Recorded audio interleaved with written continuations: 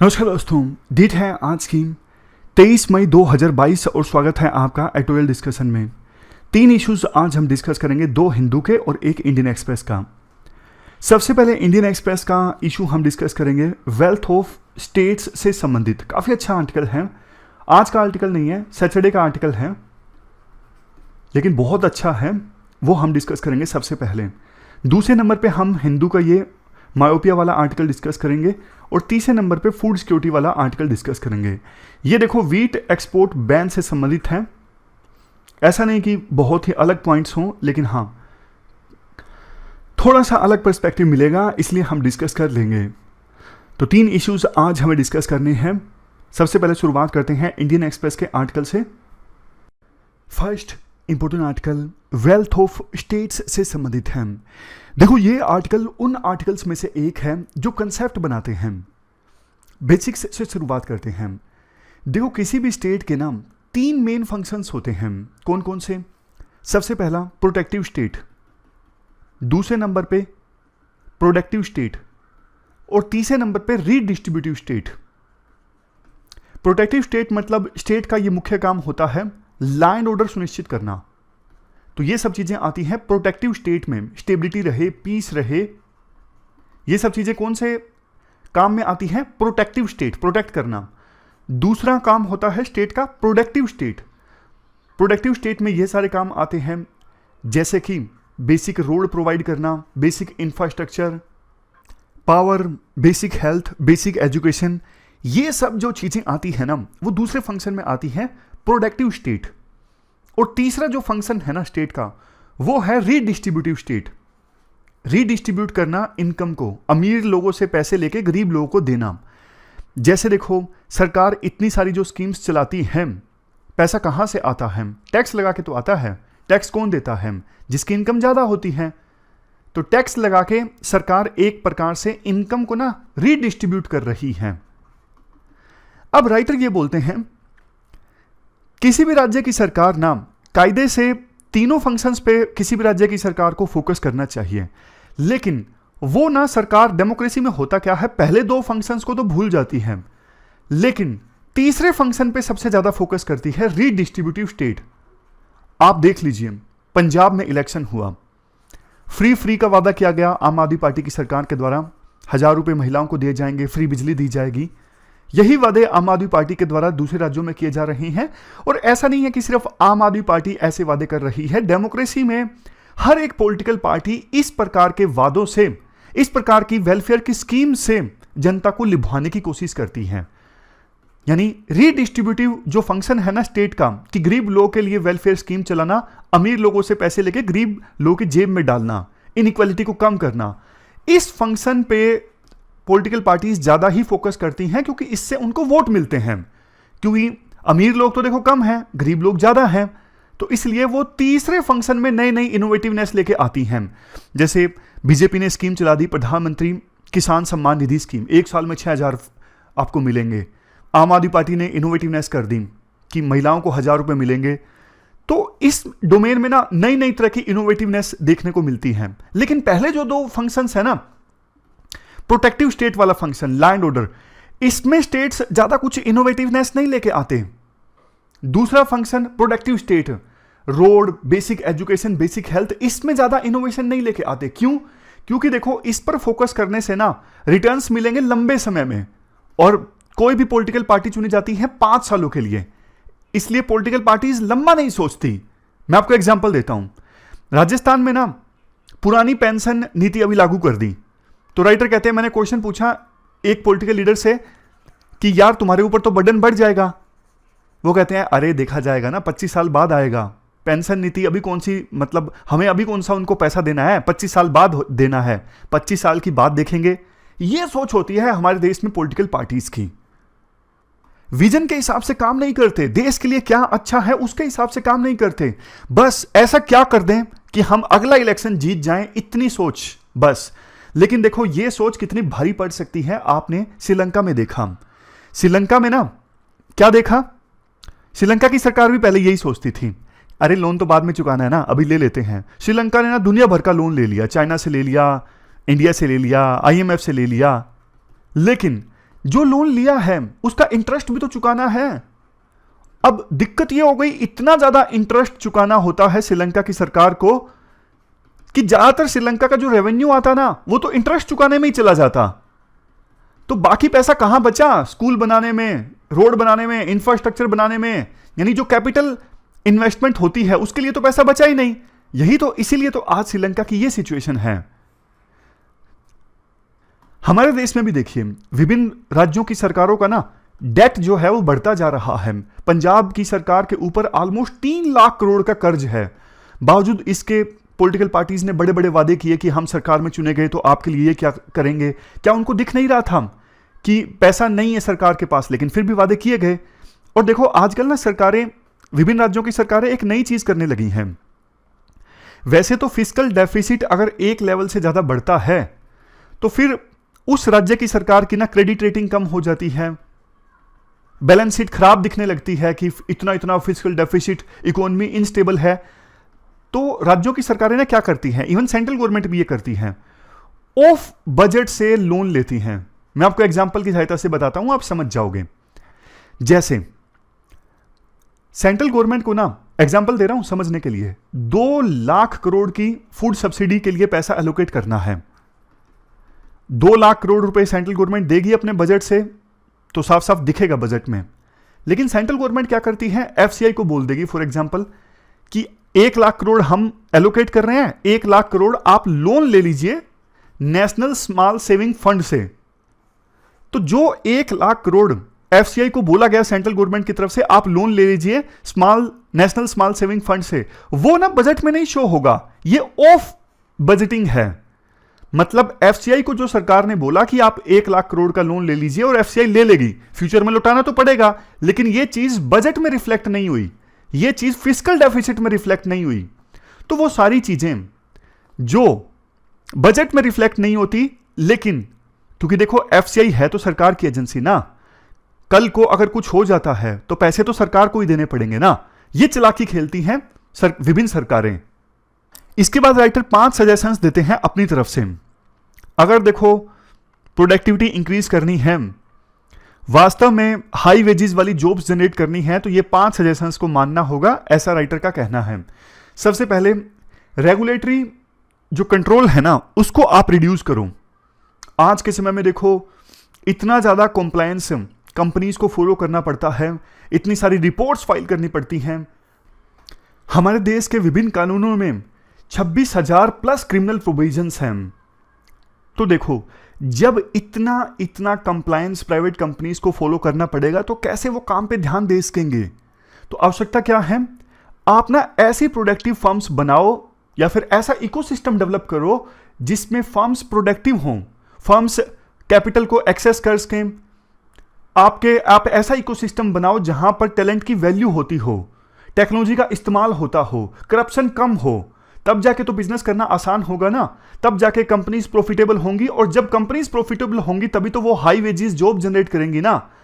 तो आपको ये चाहिए जितने भी कानून हैं आप उनको रेशनलाइज कर दो, डीक्रिमिनलाइज कर दो, ताकि बिना भय के बिजनेसमैन बिजनेस कर सके।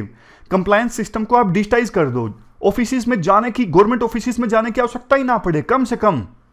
जैसे मैं आपको एग्जांपल देता हूं, 18 तारीख को चंडीगढ़ गया था मैं पासपोर्ट रिन्यूअल के लिए, आपको बताया भी था। वहां पे देखो सरकार ने ना सब कुछ आउटसोर्स करके रखा है टीसीएस को, और काम काफी अच्छे से होता है। जैसे कॉर्पोरेट वर्ल्ड में काम होता है ना, काफी स्मूथली, पूरा काम काफी आसानी से हो जाता है। तो पासपोर्ट रिन्यूअल का काम था, इसलिए 2-3 डॉक्यूमेंट लगे, सिर्फ आधार कार्ड और पुराना पासपोर्ट की कॉपी। लेकिन उसके बाद पुलिस वेरिफिकेशन में बल्कि बहुत ज्यादा डॉक्यूमेंट्स उन्होंने मांगे, जैसे कि आधार कार्ड दीजिए, फिर से आधार कार्ड दीजिए, डोमिसाइल की कॉपी लाइए, आप 2 आपके जो नेबर्स हैं, पड़ोसी हैं, उनको आप बुला के लाइए, उनकी भी आधार कार्ड की कॉपी दीजिए। देखो अब आप सोच सकते हो कि सिक्योरिटी के लिए ये सब जरूरी है, चलो छोड़ दिया ये एग्जाम्पल, लेकिन पॉइंट आप समझ गए होंगे कि हमारे देश में ना विभिन्न डिपार्टमेंट्स के बीच में कोऑर्डिनेशन ज्यादा अच्छा होता नहीं है। मतलब सेम डिपार्टमेंट, अगर किसी चीज के लिए लाइसेंस लेना है ना, आपको 4 डिपार्टमेंट के लिए जाना पड़ेगा ना, तो चारों में सेम डॉक्यूमेंट आपको फिर से देना पड़ेगा। इतना तो कोऑर्डिनेशन होना चाहिए ना यार विभिन्न डिपार्टमेंट्स के बीच में, कि आप सेम चीज दोबारा मांग रहे हो। तो ये सारा जो कंप्लायंस सिस्टम है ना, इसे आसान बनाया जा सकता है कि जाने की आवश्यकता कम से कम पड़े, ऑनलाइन काम चल जाए जितना पॉसिबल हो सके। हाँ, एक चीज मैं आपको और बताता हूं। पहले मुझे लग रहा था 10th या फिर उससे ऊपर जो भी हायर एजुकेशन है उसका ओरिजिनल सर्टिफिकेट भी चाहिए, लेकिन मेरे पास था नहीं, दिल्ली में घर था। तो मैंने पढ़ा, पिछले साल सरकार ने कहा है कि डिजी लॉकर से काम चल जाएगा। डिजी लॉकर से सर्टिफिकेट आप अवेल कर सकते हो सारे अपने एजुकेशन के, आपको पता ही होगा। तो मैंने पढ़ा कि सरकार ने धूमधाम से बोला है कि आप वहां पर डिजी लॉकर से सर्टिफिकेट दिखा सकते हो, कोई दिक्कत नहीं है। लेकिन मैंने एक दो लोगों से बात की, उन्होंने कहा कि नहीं मानते यार ये वहां पर। और जब मैं वहां पे सबसे पहले गया ना, तो मैंने यही पूछा कि डिजी लॉकर से काम चल जाएगा। उन्होंने साफ तौर पे मना कर दिया कि नहीं, डिजी लॉकर से काम नहीं चलेगा। मैंने कहा सरकार ने तो बोला था कि नहीं, हम नहीं मानते। अब वो टीसीएस के लोग हैं, उनको क्या पता, जैसी इंस्ट्रक्शंस होंगी वैसा। लेकिन खैर मेरा काम चल गया, क्योंकि मैंने जब पासपोर्ट शुरू में बनवाया था ना, तब 10th की ओरिजिनल मार्कशीट दिखाई हुई थी, तो उन्होंने मुझसे ये मांगी नहीं। तो पॉइंट ये है, सरकार अनाउंसमेंट तो बड़ी बड़ी कर देती है कि हाँ अब डिजी लॉकर से हमने पासपोर्ट बनाने की प्रक्रिया को इंटीग्रेट हो गया है, इंटीग्रेट कर दिया है, लेकिन ग्राउंड लेवल पर या तो कोई इंस्ट्रक्शन होती नहीं है या फिर जो भी होता है हो, मतलब इंप्लीमेंटेशन तो बहुत ही पुअर है। अब कोई बेचारा ये सोच के चला गया कि डिजी लॉकर से मेरा काम चल जाएगा वो तो साफ तौर पे मना कर देते हैं कि नहीं चलेगा, आपको दोबारा से फिर से अपॉइंटमेंट लेके आना पड़ेगा। अब नेक्स्ट पॉइंट देखिए, नेक्स्ट पॉइंट है फिक्स गवर्नमेंट स्कूल्स। देखो सरकार ना स्किल के लिए बहुत कुछ कर रही है, लेकिन सरकार को एक बात समझ में आ गई है कि हम शॉर्ट टर्म में स्किल नहीं दे सकते। जो चीज हम 12 साल में सिखा सकते हैं ना स्कूलिंग के दौरान, वो चीज हम 3 साल में या फिर 1 साल में नहीं सिखा सकते। इसलिए क्वालिटी स्कूलिंग का कोई अल्टरनेटिव नहीं है। स्कूल एजुकेशन हमारी क्वालिटी वाली होनी चाहिए, ये जरूरी है। क्या होना चाहिए? क्लासरूम का साइज छोटा होना चाहिए, टीचर की सैलरी आप रिस्पेक्टेबल करो। अभी कहीं कहीं बहुत ज्यादा है फिर भी टीचर काम नहीं करते, कहीं बहुत कम है। टॉयलेट्स की व्यवस्था, ये जो बेसिक इंफ्रास्ट्रक्चर है ना स्कूल्स में होना चाहिए। और स्कूल्स की परफॉर्मेंस को मेजर करने का भी पैमाना होना चाहिए, कौन सा स्कूल कैसे परफॉर्म कर रहा है, ताकि उसी के हिसाब से स्कूल में फिर आवश्यक बदलाव लाए जाए इसके, और लर्निंग आउटकम जो है वो इंप्रूव हो सके। तो स्कूल एजुकेशन क्वालिटी वाली होनी चाहिए, इसमें no compromise. Next, converge education and employability. काफी बार हम ये पॉइंट डिस्कस करते हैं। हमारे जो स्टूडेंट्स हैं पास आउट होते हैं डिग्री कॉलेज से, जैसे इंजीनियरिंग करके पास आउट हुए, मैकेनिकल से इंजीनियरिंग की, लेकिन कुछ सिखाया नहीं, प्रैक्टिकल कुछ सिखाया नहीं कॉलेज में, सिर्फ थ्योरी पे ज़्यादा फोकस किया गया।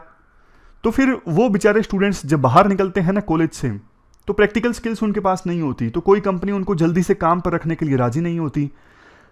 तो ना एम्प्लॉयबिलिटी जरूर होनी चाहिए, ऐसी एजुकेशन हो, सिर्फ नाम के लिए डिग्री नहीं कि हाँ इंजीनियरिंग कर लिया, एमबीबीएस कर लिया। बच्चा सीख के निकले, प्रैक्टिकल उसके पास नॉलेज होनी चाहिए। इसके लिए देखो सरकार स्किल यूनिवर्सिटीज इस्टेब्लिश करे और अप्रेंटिसशिप पर फोकस करे। जैसे ना मतलब ऐसा हो सकता है कि डिग्री का जो आखिरी 6 महीने हैं वो आपको किसी पर्टिकुलर इंडस्ट्री के अंदर काम करना होगा, सैलरी या तो नहीं मिलेगी, मिलेगी तो बहुत कम मिलेगी। तो ऐसी विन विन सिचुएशन सरकार को इंश्योर करनी होगी। इसके लिए कई सारी यूनिवर्सिटीज का आपस में टाई अप हो सकता है कॉलेजेस के साथ में। तो ये छोटी छोटी चीजें हैं, बट सरकार ध्यान देना बहुत इनोवेशन लेके आ सकती है। सबसे लास्ट में है डिवॉल्व मनी एंड पावर। देखो सिटीज इकोनॉमिक ड्राइवर हैं, ये हमने पढ़ा था जब हमने अर्बनाइजेशन का आर्टिकल पढ़ा था, शायद सैटरडे को ही। न्यूयॉर्क की जीडीपी ना, आपको हैरानी होगी, न्यूयॉर्क की जीडीपी रशिया की पूरी जीडीपी से बड़ी है। सिटीज में देखो सोशल जस्टिस भी इंश्योर होता है, कास्ट वगैरह देखने को बहुत कम मिलता है सिटीज में, जबकि गांव में कास्टिज्म ज्यादा देखने को मिलता है। आजादी के 70 वर्ष लग गए हमें यह इंश्योर करने में कि 28 राज्यों की जो कंबाइंड एक्सपेंडिचर है ना वो सेंट्रल गवर्नमेंट से ज्यादा हो। और वैसे देखो हमारे देश में ना 2.5 लाख म्यूनिसिपैलिटीज और पंचायत हैं, लेकिन इनका कंबाइंड बजट पता कितना है? बहुत ही कम, 3.7 लाख करोड़। क्यों? क्योंकि पंचायत और म्यूनिसिपैलिटीज को पावर और पैसा देती नहीं है स्टेट गवर्नमेंट और सेंट्रल गवर्नमेंट, ज्यादा जिम्मेदारी स्टेट गवर्नमेंट्स की है। हमारे देश में देखो कुछ ही सिटीज में पॉपुलेशन ना कॉन्सेंट्रेट होती जा रही है। जैसे हमारे देश में 52 सिटीज ऐसी हैं जिनकी पॉपुलेशन 1 मिलियन से ज्यादा है, जबकि चाइना में 375 सिटीज ऐसी हैं जहां पर पॉपुलेशन 1 मिलियन से ज्यादा है। मतलब विभिन्न स्टेट गवर्नमेंट्स को ना सिटीज को पावर और पैसा देना होगा ताकि सिटीज अपने आप से ग्रो कर सकें। लास्ट में सिविल सर्विसेज रिफॉर्म की बात की जाती है। देखो बहुत सी सरकारें ना अपनी एम्प्लॉयज पे बहुत एक्सपेंडिचर कर देती हैं। जैसे पंजाब की सरकार अपना बहुत सारा खर्चा एम्प्लॉयज पे कर देती है, सैलरी बहुत बहुत ज़्यादा है, पेंशन बहुत खर्चा जाता है, तो इसलिए कैपिटल एक्सपेंडिचर के लिए पैसा बचता ही नहीं है। कैपिटल एक्सपेंडिचर जैसे स्कूल बनाया, रोड बनाया, ब्रिज बनाया, कैपिटल एक्सपेंडिचर पे ज़्यादा से ज़्यादा पैसा खर्च होना चाहिए, तभी तो इकोनॉमी की प्रोडक्टिविटी इंप्रूव होगी ना, इकोनॉमिक एक्टिविटीज ज़्यादा होंगी। अगर आपका पैसा सैलरी देने में खर्च हो जाता है, इंटरेस्ट देने में खर्च हो जाता है, तो कैपिटल एक्सपेंडिचर के लिए पैसा कहाँ बचेगा, कैसे जो है प्रोडक्टिविटी इंप्रूव होगी। तो आप एम्प्लॉयज पर ध्यान दो। ये 7 चीजें बोलते हैं, 7 इंटरवेंशन करने की आवश्यकता है, जैसे structure, staffing, training, performance management, compensation, culture, HR capability. Employees से संबंधित ये 7 रिफॉर्म्स आने चाहिए।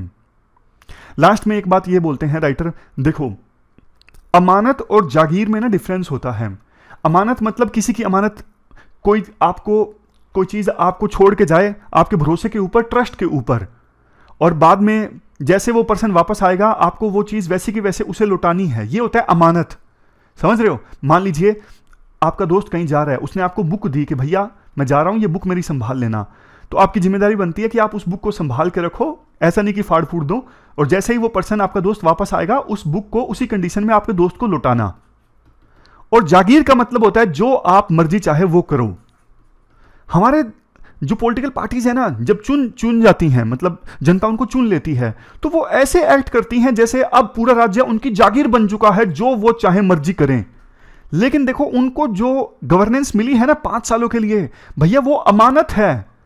ऐसा नहीं कि जब आप 5 साल बाद गवर्नेंस को छोड़ के जाओ, बहुत बुरे हालत में छोड़ के जाओ, कर्ज पहले बहुत कम था लेकिन अब आपने ऐसा गवर्नेंस चलाया, कर्ज आपके ऊपर बहुत ज्यादा बढ़ चुका है। तो अमानत और जागीर के बीच में ना हमारे देश के लीडर्स को, पॉलिटिकल पार्टीज को फर्क महसूस करना चाहिए। तो ये पूरा इशू हमने डिस्कस किया, चलते हैं आगे। इसके बाद नेक्स्ट आर्टिकल मायोपिया से संबंधित है। आप जीएस पेपर 2 के इस टॉपिक से आर्टिकल को रिलेट कर सकते हो। मायोपिया से तो सिविल सर्विसेज एस्पायरेंट्स वाकिफ होते हैं, पढ़ते पढ़ते बहुत बार चश्मा लग जाता है। नज़दीक का तो सही दिखता है लेकिन दूर का ठीक नहीं दिख पाता। बट देखो सिविल सर्विसेज एस्पायरेंट्स तो बहुत पढ़ते हैं तब उनको मायोपिया होता है, लेकिन आजकल तो छोटे छोटे बच्चों में मायोपिया की शिकायत काफ़ी ज़्यादा होने लगी है, और मतलब कुछ एक्सपर्ट्स तो इसे महामारी का नाम भी देने लगे हैं। यहां पर देखिए WHO के अनुसार 2010 में 2 बिलियन लोग मायोपिया के शिकार थे, यानी टोटल जितनी पॉपुलेशन है उसका 25%, और 2030 आते आते 3.3 बिलियन लोग मायोपिया के शिकार हो जाएंगे, ऐसा अनुमान है। ईस्ट एशिया में और पैसिफिक कंट्रीज में यह समस्या सबसे ज्यादा है आज के समय में, और इंडिया में अभी तक ये ट्रेंड नहीं देखने को मिला है। जैसे देखो एग्जाम्पल के तौर पर, अगर 80-90% स्कूल गोइंग चिल्ड्रन को ईस्ट एशियन कंट्रीज में या फिर पैसिफिक कंट्रीज में मायोपिया देखने को मिलेगा, तो इंडिया में ये नंबर फिलहाल सिर्फ 5% के आसपास है। मायोपिया में होता क्या है, आंख में जो आई बॉल होता है ना, आई बॉल की जो लेंथ है ना वो अलाइन नहीं कर पाती, आंख की लाइट को रिफ्लेक्ट करने की जो पावर है ना उससे दोनों चीजें आपस में अलाइन नहीं करती, इस वजह से धुंधला धुंधला दिखता है और आई साइट को ठीक करने के लिए चश्मा लगाना पड़ता है। लेकिन देखो स्पेक्स का इस्तेमाल करना यह सिर्फ एक सिम्टम को एड्रेस करने वाली बात हो गई, हम रूट काज को एड्रेस नहीं कर रहे हैं। और रूट काज को हमें एड्रेस करना हो ना, सबसे बेस्ट है प्रिवेंटिव केयर। हम ध्यान रखें कि यह सिचुएशन पैदा ही ना हो, क्योंकि देखो अगर मायोपिया बढ़ता गया ना तो रेटिनल डिटैचमेंट का खतरा होता है, रेटिना डिटैच हो जाता है आंख के टिश्यू से, ग्लाउकोमा का खतरा हो जाता है। इसके साथ साथ मैकुलर डिजनरेशन, ये आंख के वेरियस डिजीज हैं, ये सिचुएशन भी पैदा हो सकती है अगर मायोपिया को शुरुआत में ही ना रोका गया। होता क्यों है मायोपिया? देखो आजकल ना अर्बनाइजेशन काफी बढ़ रहा है, अर्बनाइजेशन की वजह से बच्चे घर से बाहर कम निकलते हैं, मोबाइल फोन ज्यादा आ गए हैं, तो स्क्रीन पर बच्चे ना ज्यादा समय बिताने लगे हैं। समझ रहे हो? सनलाइट का एक्सपोजर उतना हो नहीं पाता, और नियर वर्क ज़्यादा परफॉर्म करते हैं घर के अंदर रह के, चाहे वो किताबें पढ़ना हो गया, मोबाइल से गेम खेलना हो गया, ये सारी चीज़ें। और कोविड-19 की वजह से तो सिचुएशन देखो और भी खराब हो गई।